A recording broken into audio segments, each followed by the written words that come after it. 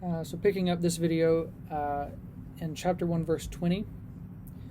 For since the creation of the world, his invisible attributes, that is, his eternal power and divine nature, have been clearly perceived, being understood by what has been made, so that they are without excuse. In keeping this verse in context, we'll want to recognize the continuation of thought here. That will help us keep track of the pronouns.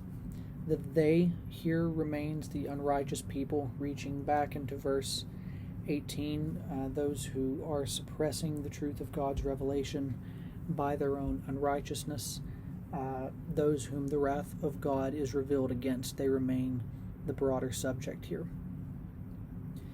This phrase, invisible attributes, comes from an interesting little Greek word which simply means invisible. So you could render this differently as the invisible things or the unseen things about God. Those would catch Paul's drift here just as well.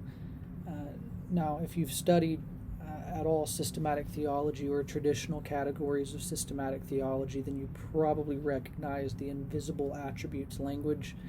And while those are helpful for systematic categories, we sort of want to step away from thinking about this systematically, because Paul tells us the attributes that he has in mind here, specifically God's eternal power and divine nature.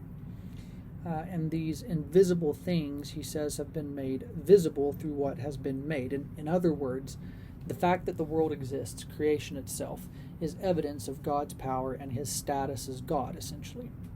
And because mankind, even the unrighteous man, can see and perceive this, he is therefore condemned by his own perception and his own understanding. In other words, the unrighteous people who look at creation or their own existence and choose not to seek the being who made it is like ignoring the obvious.